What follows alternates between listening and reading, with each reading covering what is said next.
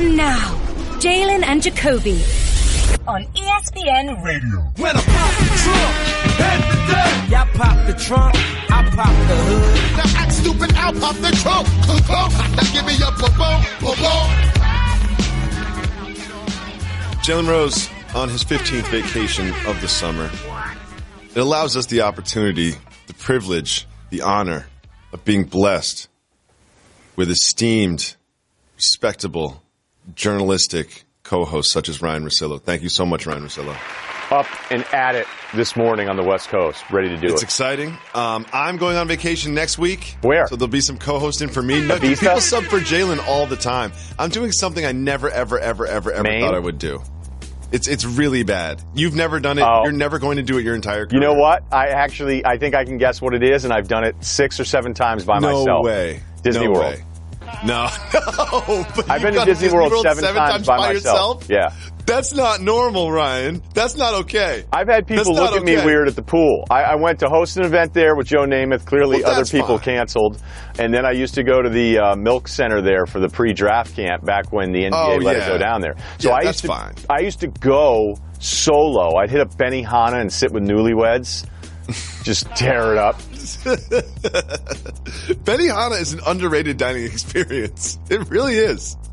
I'm doing something. So I've turned 40 this year, and my college friends got together. They're like, let's do a group thing this summer. And one of their wives got a group rate on, wait for it, a cruise ship. So I'm going to be boarding a cruise ship tomorrow. And what happened is no one wanted to go on the cruise, but no one wanted to organize an alternative either. So we all decided the inertia of it. The cruise starts in New Jersey and I believe goes to Bermuda. I hope it goes to Bermuda.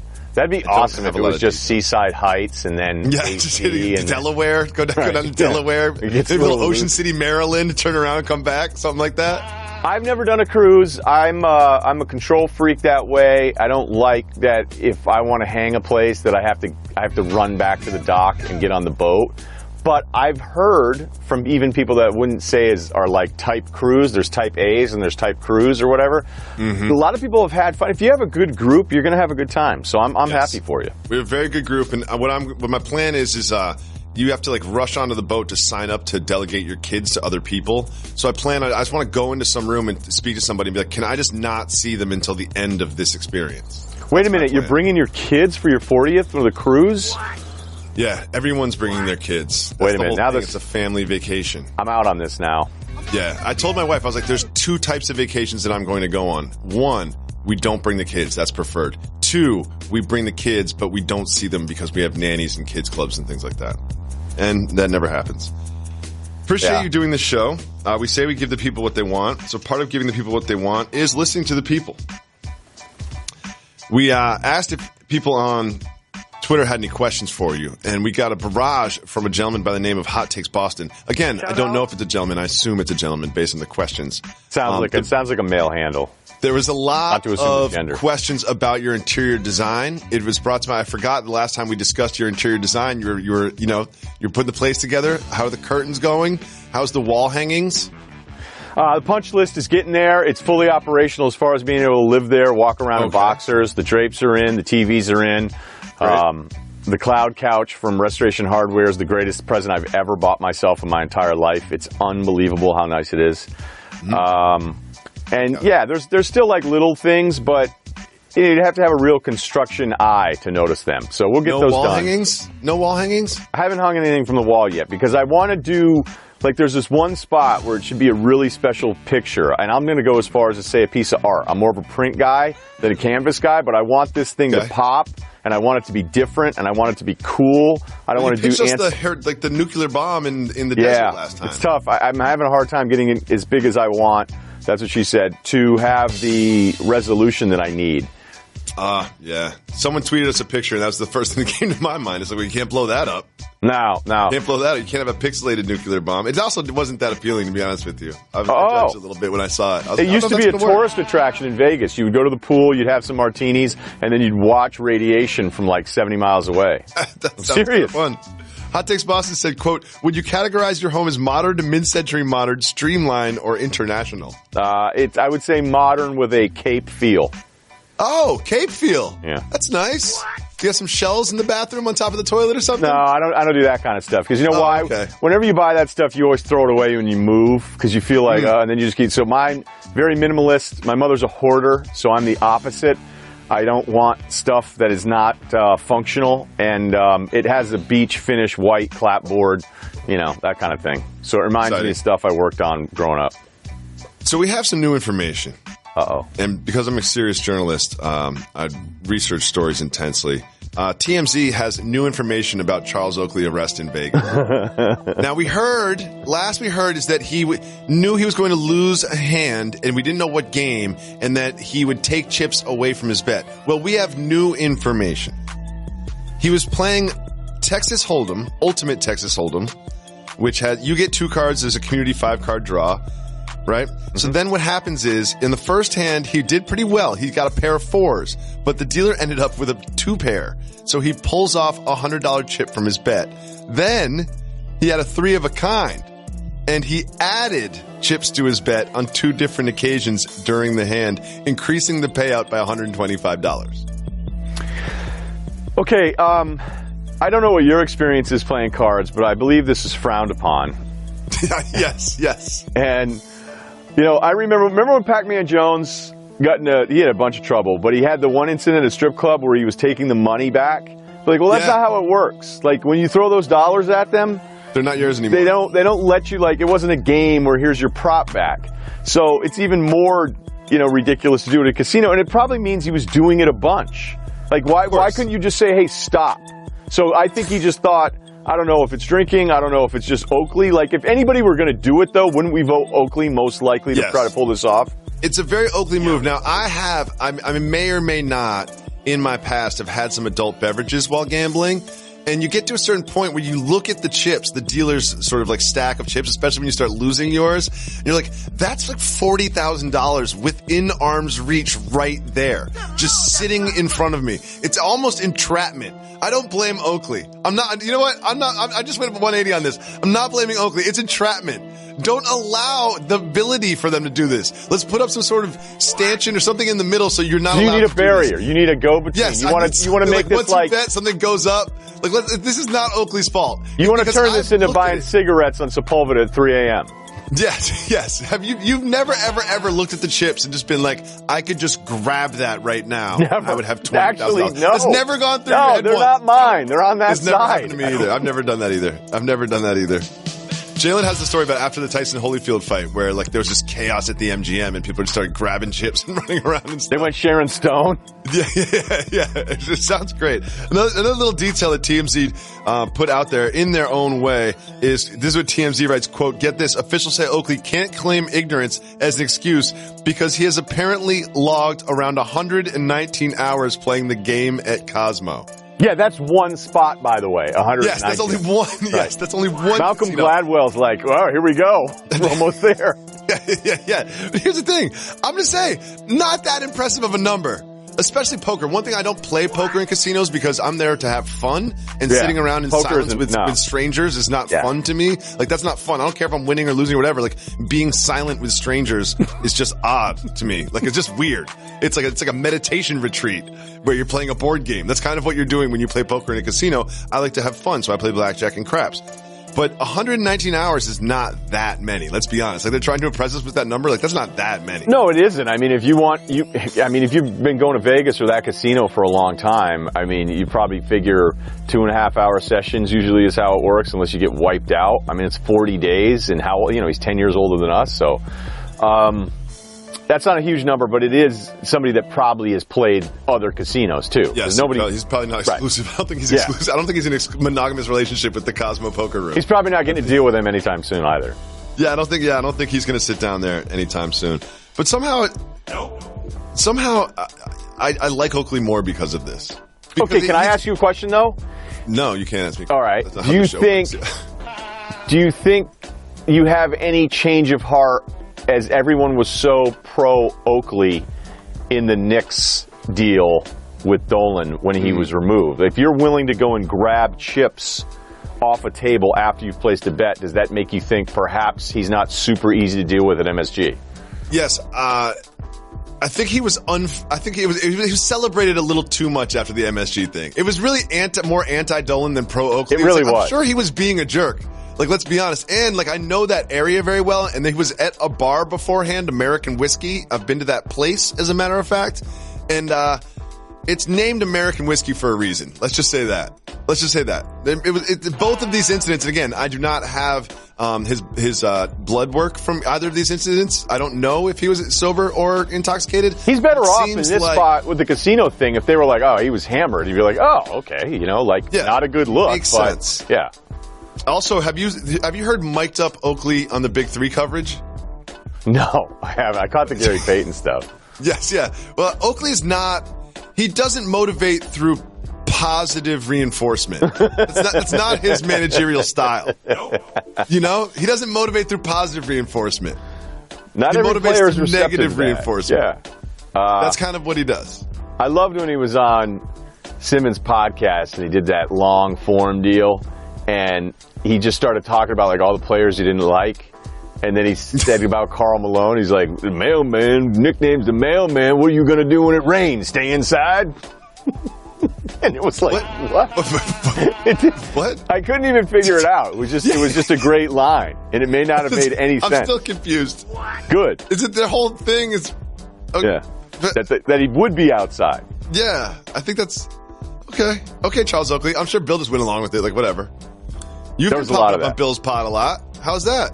It was good. I do feel a little bad, though. I feel like I gym shamed somebody, and that wasn't really my thing, so I'm not going to do it again necessarily. But I worked out at a club, and I named the club, so that maybe would not have been cool, but Toby from The Office was there, and I was fascinated watching Toby from The Office work out a little bit. So I shared the story about it, and then it kind of turned into a thing. And then did someone tweet, like, at Toby? Yeah, right. No. And then a couple producers called me that know that I'm out here in L.A. trying to do my thing, and they go, hey, you realize he's like the showrunner for the show, and he and his brother are huge producers. And I go, well, I didn't totally, like...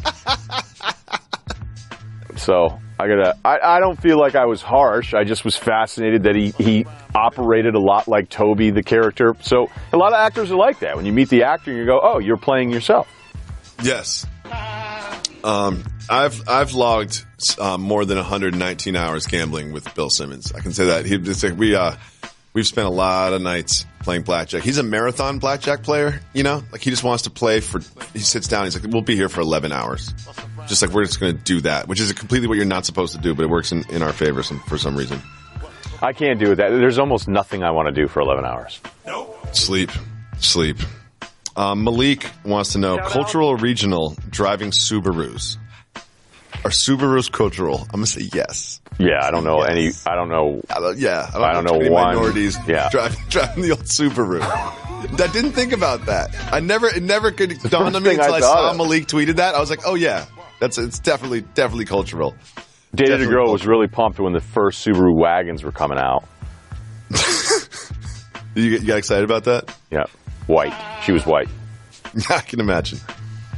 I was surprised, and you mentioned the gym already. I was surprised at how many people associate you with working out. It's fascinating. Hey, does anybody have any questions for Ryan Masillo? 90% of the questions are about lifting weights. You do other things? You have other interests, I imagine. I do, but, when I was in Connecticut for that last 10-year stretch, it was very much... Wait, just stop right there. I love that. When I was in Connecticut for that last 10-year stretch. Yeah. Does that sound... I don't know. I mean, look, it was routine. I've never had that kind of routine in my day for that long. And, I don't know that I ever will again. It was wake up, think about the show, go in, read, phone calls, do the show. And then I had to go to the gym. I had to go to the gym just to do something different because I'd come home, eat, and then watch games all night. And that was every day for 10 straight years. So probably because Scott and I would talk about it, and then other people would make jokes, or, because Scott's 6'7", a lot of people thought I was really small. And then if they came in studio, they'd be like, oh, hey, you're not small. And then it sort of turned into a thing, and then I became like lifting guy. And it's like, trust me, I don't even have abs. I don't have I'm not counting my macros, that kind of stuff. I just like to go and see how I can do and push some weight around. And, that's about it. Trust me, I'm not nearly as impressive as people. I don't even think anybody's impressed. I think it's more of just an obsession of what I'm doing. Does that make any sense? That made perfect sense. Yeah. one thing I can certainly relate to is for the amount that I work out, I should look much better with my shirt off. Exactly. That's how I work out like 5 or 6 times a week. 5 or 6 times a week, I'm working out for like an hour doing classes or whatever, basketball, yoga, all this stuff. Still don't look good. You know what it is, though? Still look like Tom Brady with my shirt off. Yeah, but see, Brady, though, everybody's like, for a guy that's this and he has this trainer, Brady's telling you he's about pliability. His whole approach to it is pliability. So when he takes his shirt off, you can't expect to see Stamos here, okay? So wait a second. Wait a second. He says he doesn't eat strawberries or doesn't have sugars. Like, he doesn't even eat natural sugars. You shouldn't look like that with your shirt off. Yeah, but see, I think that's the whole point, is that he's not going, like, to get abs and to have abs at 40, like, you have to be doing some really specific stuff. That's why, like, when Brady Quinn came out, it's like, man, you look great. He could be a fitness model, but guys would be like, dudes that are that muscle bound are more likely to get hurt. Dilfer used to tell us this. Dilfer said he would eat cheeseburgers and drink a ton of beers, maybe because it's awesome, but like before training camp started, because he said he wanted about a 20-pound spare tire around his waist to just take hits all season, and that's how he'd stay healthy. So I don't think as a quarterback you should be all jacked up. I like it.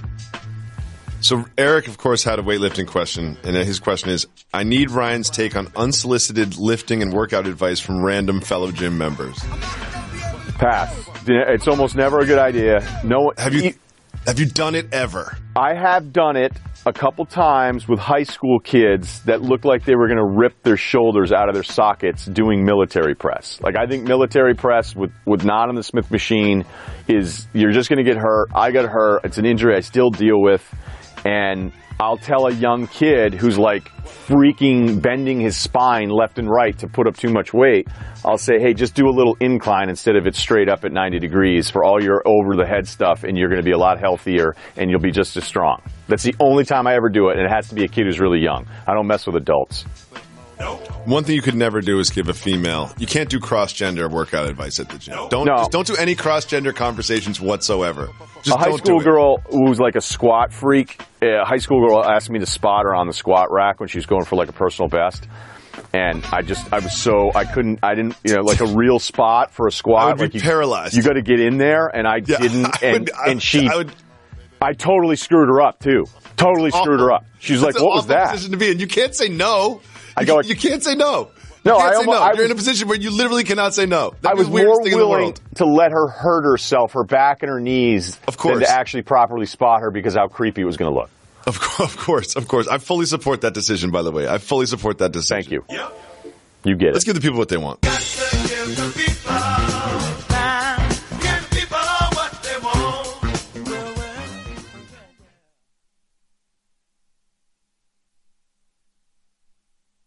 I just saved hundreds of dollars by switching to Geico. I should have done this years ago.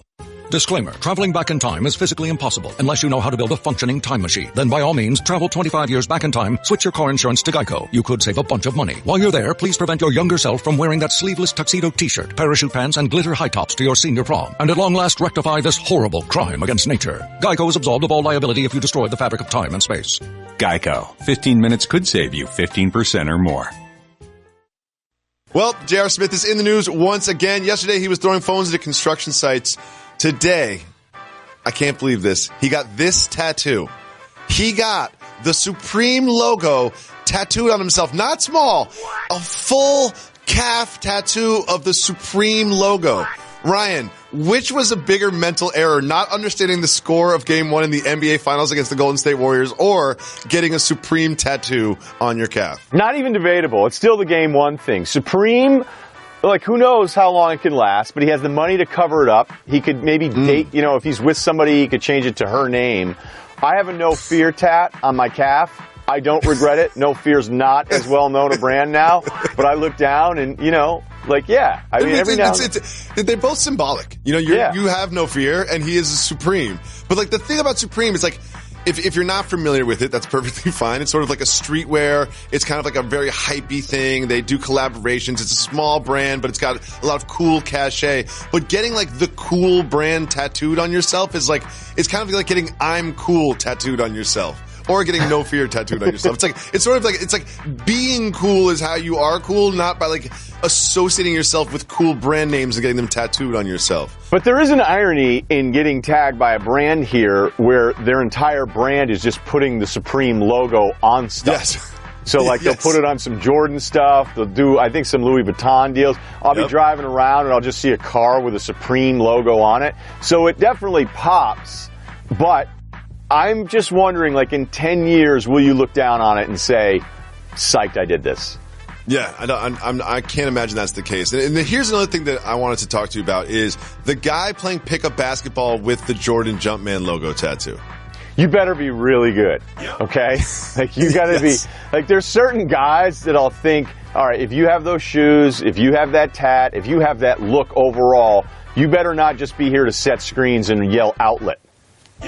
Yes, and there's also like the guy that has like the basketball player on his arm or like an actual basketball on his arm that's not that good. It was like, were you really good 10 years ago when you got that? Or was this an aspirational tattoo that you got at the time thinking that one day I will earn this on the court? See, I had a theory there, and this was kind of before guys got into the more art, but like when NBA guys first started getting tats, like a lot of things entry-level wise, fashion, art, like you screw it all up until you learn how to do it correctly. And every basketball player that had an actual physical basketball tattoo, they were the worst tattoos ever. And they remained the worst tattoos. I remember a kid that was in college that wasn't even good, that had like King of the Court tatted on his arm with a flaming basketball. I think Camby, who I love, like, didn't he have a flaming basketball tat that was kind of rough? Gigantic Chinese letters, too. Like, huge, just way too big. I was like, come on, Marcus Camby. I definitely think that guy changed it to King of Courtship, you know? So just for the Tinder profile, just to, like, help that out for later. Any way he could update it, because he was a role... Like, you can't be a role player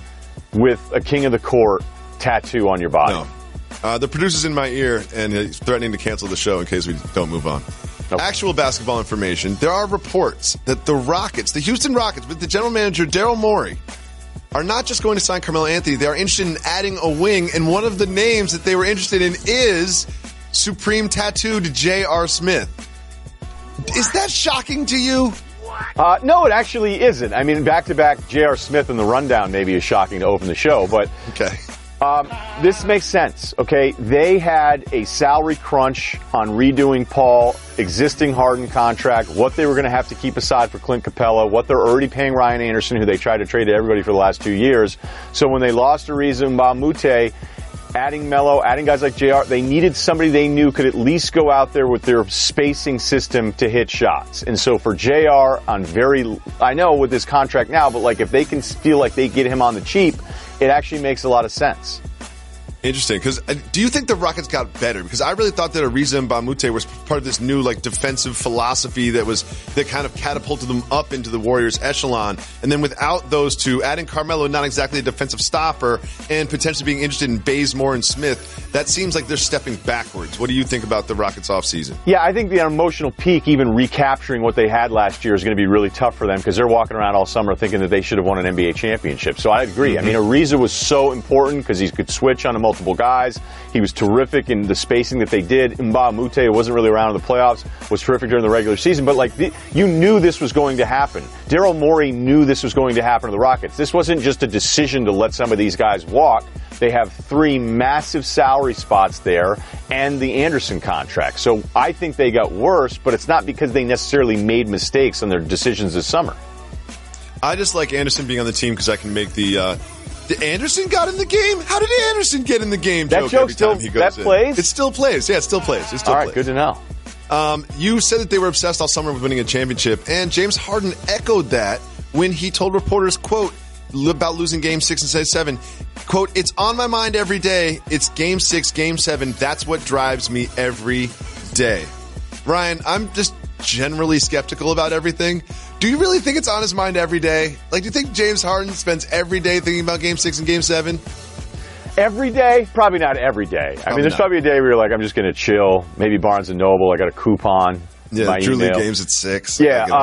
Here's the thing, though. Like, what's a better way? What's a better mental process to have? To be obsessed with it and never heal and have that drive you, and then he comes back super motivated. I think that's like what fans want to hear, but I also think that there's, depending on the person you are and how your head works, that it can be just as beneficial to stop thinking about it and to move past it and try to start again this year. But, you know, those guys, I never thought they'd win Game 6 up in Golden State, even with a healthy Chris Paul, but all you could hope to have is a chance, and we didn't even think they would have that, and they did, and it's got to hurt. Well, LeBron James has opened a school, and he spent a lot of his summer watching his son play basketball, and he addressed his son's basketball team and gave them some wisdom. Let's listen. We got Hall of Famers, and some of the best players that ever played a game came off the bench or didn't play. That don't mean you ain't good. There's guys in the NBA that don't play. Does that mean they're not good? They got to the NBA because they were sorry? They're just playing a role. If you don't want to roll, play tennis or play golf. Because then you can do what you want to do, and then you got nobody else to blame because it's only an individual sport. If that's what you want to do, play tennis or play golf. But if you want to play a team sport, there's going to be things that you got to give up to get what you want. There's a lot to unpack there, Ryan. I want to start with this. Do you think LeBron James ever came off the bench ever? No. Never, Are you right? kidding me? How could you? I mean, it wasn't like he had this growth spurt. Would Michael Jordan swear in front of kids, though? Is that what we're going to do here? Oh, we're doing who's the GOAT of not swearing in front of children? Is that what we're going with this? I like it. Hey, I like the angle. You have kids. I don't. Have you had to do this kind of talk? Or the kids, like, are we worried about roles right now? No, I haven't. I want one of the kids in the group to be like, I get what you're saying, LeBron. I totally understand. But I flew to this city and stayed in a hotel, and I've gotten 3 straight DMPs, and I'm 14 years old. Like, how is this making me better? How is that my role? What's my role? The guy who picks what restaurant we ordered from? Like, what's my role here? I'm getting DMPs, and I'm 13 years old. Great point. I have a follow-up question for you. Do you Okay. think when you look at this weird Lakers roster that I've said has almost too much depth because there's about 13 guys that all think they're supposed to be getting minutes because they're young players that want the next contract or one-year guys that want the next contract. Do you think this is a rehearsal for his current Lakers teammates? I love what you just did there. I absolutely love it because this is exactly, he could play this exact clip midway through the season and there'd be at least 8 people on the team that he could be directly speaking to with those exact words. I do want to briefly just touch on the Lakers roster. There's 2 ways this could go. Like, if you think about like the best of this could go, like this, the ceiling is very high, but the floor is just so low. Like the floor, like the Rondo, Lance Stevenson, McGee, Beasley, LeBron mix. I can't imagine that wouldn't go perfectly. I can't imagine. You know what I love about this though is like how good everybody is after the fact that it happens. You're like, oh yeah, he was just going there. Like, this is perfectly fine. And then be like, what about this roster? And be like, this is exactly what he wanted. If you ever did a segment on this show, any show at ESPN months ago, and said, I think what Magic Johnson and the Lakers will do is say, hey, here's what we're going to do, LeBron. We're going to get you Rondo. We're going to get you Lance. We're going to get you JaVale. We're going to get Beasley. Cool we're going to pay Pope a ton. And then we're going to keep all the young guys and not add any other established guy. And that's kind of what we're looking at this next year. Who would go? Do you know what reminds me of? This is what I did last year. We always talk about when we're right about things, but I was so wrong about this. Last year, I thought the Cavs were like going to be great. I was thinking about Derrick Rose and Isaiah Thomas and Crowder, a 3-and-D guy they always needed. I was like, this Cavs team is going to win the championship. Like, their second team could go to the playoffs in the East, and it really didn't go that way. And I feel the same way about this Lakers thing. Like, if you look at them on paper, you can imagine a way that this works, but we know it's not going to work.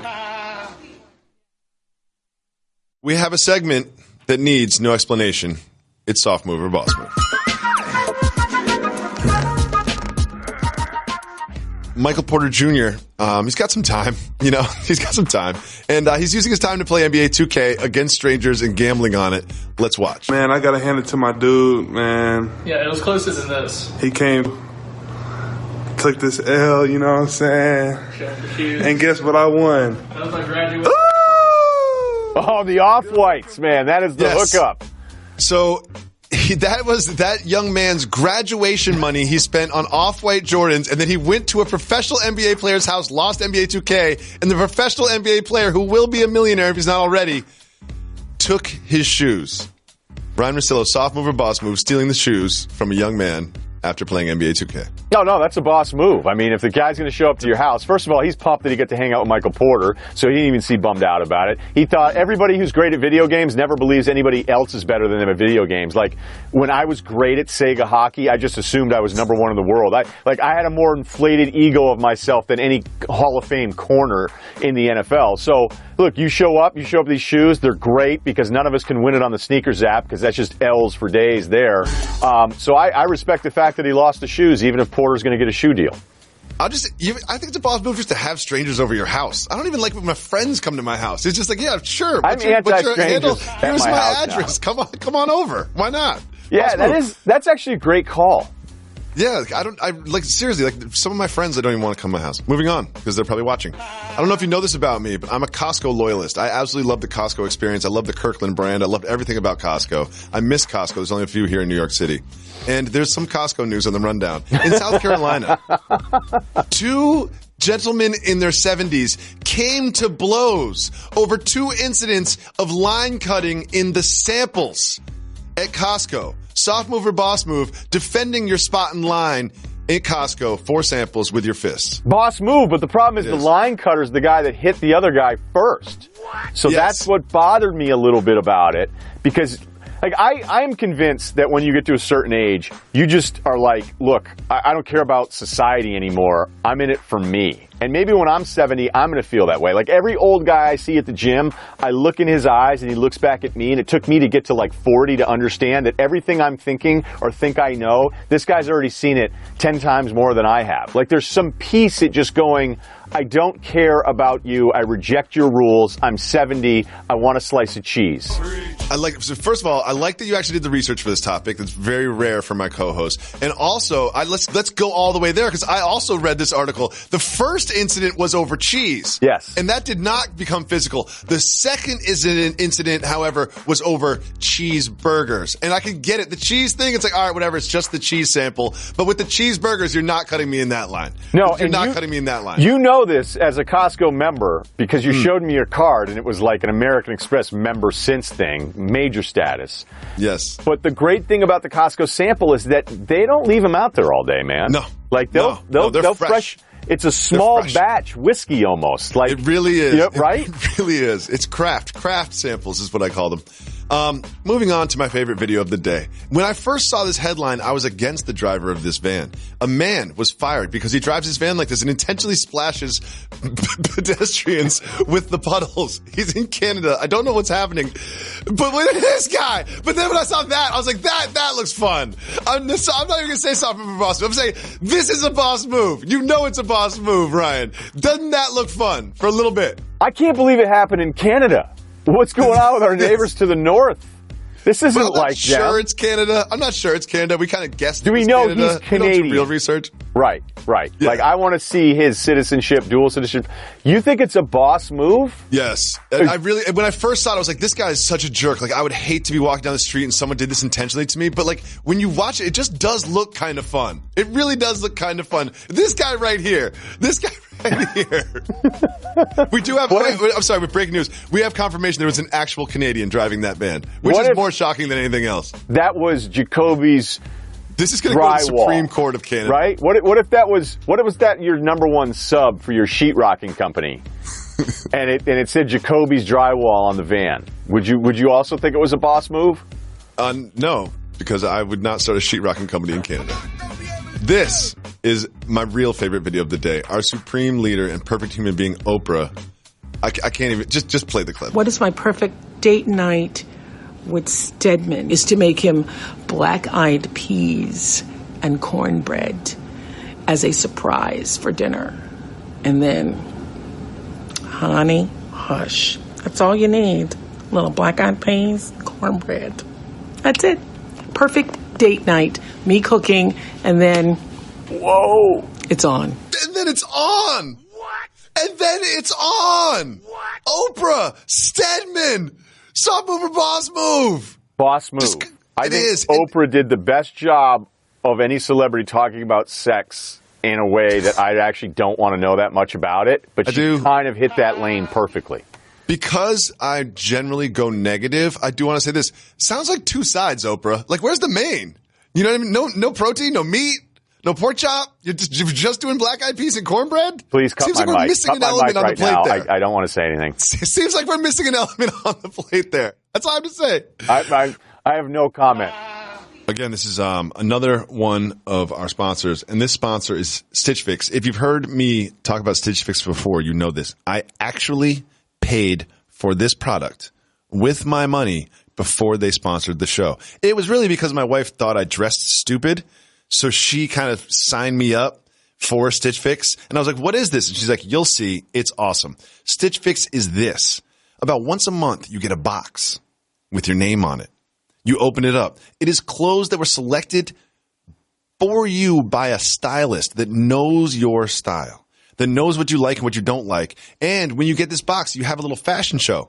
Whether you can do it by yourself or you can do it for your significant other. It's actually a fun time. You know, it takes about 20 minutes. You put a shirt on, you kind of walk out, you know, you come out. What do you think? What do you think about that? You get some pants, you get some shirts. It's always like seasonal. And then what happens is you build a relationship with this stylist. They know what you bought and what you didn't buy. The thing that you only keep what you like. So what happens is they give you the return packing in the slip. So it's so easy to send it back. One of the things I do when I buy things online, you can send me a pair of pants that doesn't fit. I just keep it because I'm too lazy to send it back. Stitch Fix makes it super easy to send it back. So you only keep what you want. And then you send back what you don't want. And your personal stylist kind of starts to figure out what you like and what you don't like. And then they send you even a more targeted box for the next month. And again, you only keep what's perfect for you. It's a really good product that I paid for and used before they sponsored this show. And by this, I did. My wife signed me up because she hated the way I dressed. Moving on, the best part is this. You can save money. So you go to stitchfix.com/Jacoby. Get started with Stitch Fix. You keep all 5 items in your box and you get 25% off the entire purchase. Stitchfix.com/Jacoby. Get the box. Start the relationship with your personal stylist. You probably don't have a stylist if you're listening to this podcast. Guess what? You will have a stylist when you go to stitchfix.com/Jacoby. EA Sports. You've made a mistake. They have a soundtrack to Madden Football. And in one of the songs in the soundtrack, Big Sean says Colin Kaepernick's name. However, on the soundtrack, Colin Kaepernick's name has been edited out.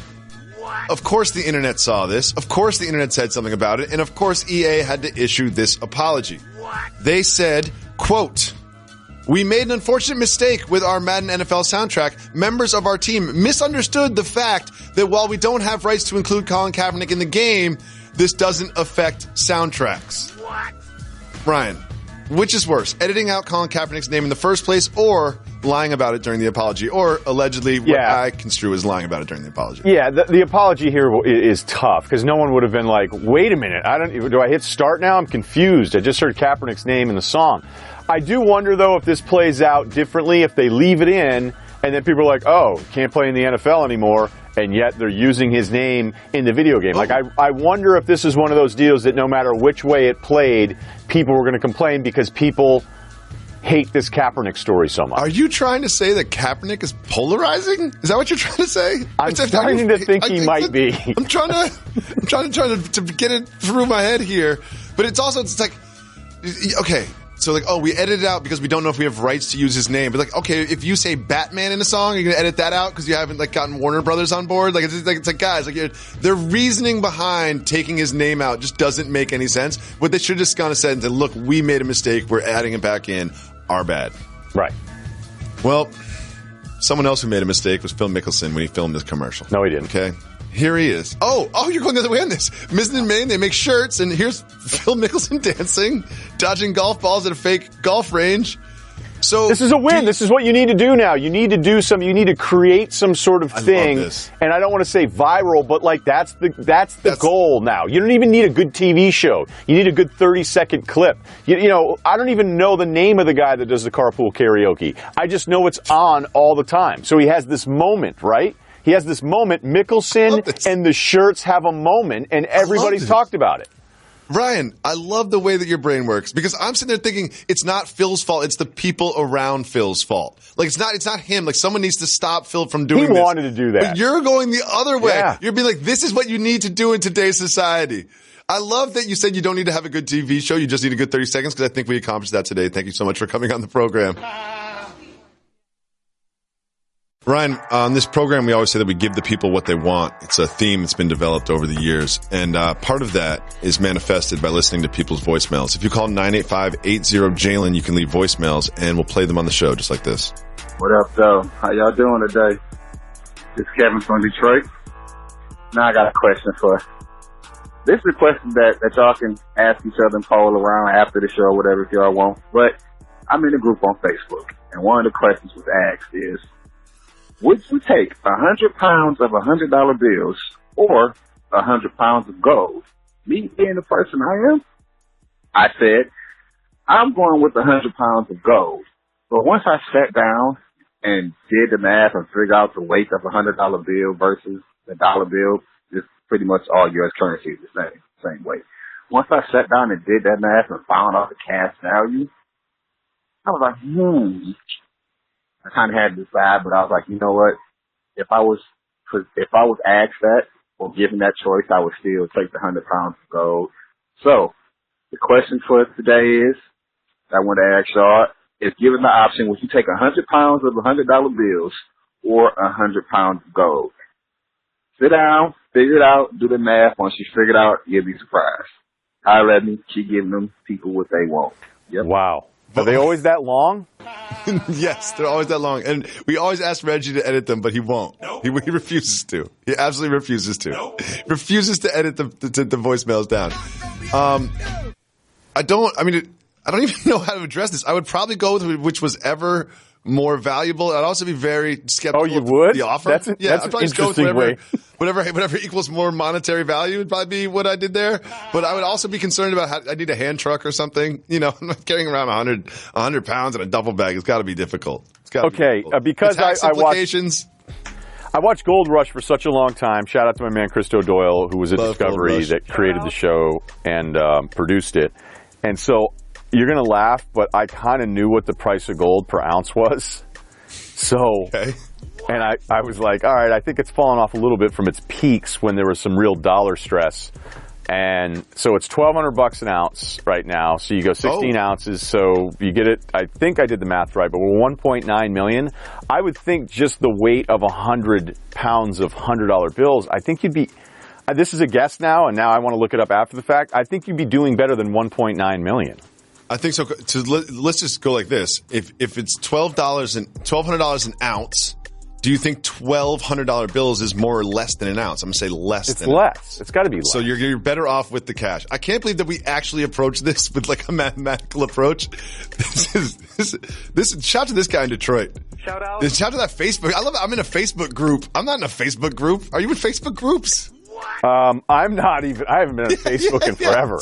Ever since that. Sounds like fascinating. This is why I'm not on Facebook, because I don't need to be proposed these questions. No, everybody that sends me a screen grab of something that happens on Facebook now, I go, why did you sign up for that? This is not a part. I don't feel like I'm fine missing this party. Like I never ever signed up for a Facebook account. Can someone get in our ear, though, at some point and tell us how much 100 pounds of $100 bills? Because I just tried to look it up after the fact to get it. Because if we get this wrong, not on the show. I know that you've got a big. I know you've got a big radio show. We knew that. You know, you've got producers. You've got Cerruti. You've got. You know, I've been on your show. You've got this whole staff of people there. Vince Paulus Case and Cerruti and all of them. I've got people not paying attention, not pushing the right buttons, and certainly not doing any research. Okay. I want to thank Ryan for coming on the show. I want to thank our staff, the best staff in the game, for producing this flawlessly. And next week we have some very special co-hosts. I will be on a cruise. I'll tell you all about it when I get back, because I know that you'll be very curious to see how that went. Ryan, if people wanted to, subscribe to your podcast, check out the Russillo podcast. I did 20 minutes on how much I don't like spoken word, no matter who does it, and 20 minutes on No Fear, the brand. And I just Googled how much 100 pounds of $100 bills would weigh. We may have completely screwed this up, which means we're probably weigh 100 pounds. So. What's that? 100 pounds? Yeah, 100 pounds of 100 pounds. How much it would be worth? Their early Google research tells me that we're wrong. Shocking. Oh, good. Yeah. Good. Well, next time someone proposes, someone gives me that option, I'll know which way to go now. That's Yes. what people are like, oh, if you win the lottery, get the lump sum. Don't get it over time. It's like, all right. That's probably the least of my concerns when I win the lottery. Like, if you win the lottery, I don't think I need to be prepared for that. Russillo Pod. I've listened to some episodes. It's high quality. The numbers, I see the numbers. It's doing pretty well. I'm excited we're plugging for you. along. We're plugging along. I'm excited for you. And a full week of Get Up. I'll be back in New York City all next week. Yes. Good for you. You can sit at my desk. I'll be gone. Thank you. Take it easy. We'll be back next week, right, Rich? 4.5 mil. Love it. So somebody on Google was wrong. No way. They my little guys. I love them.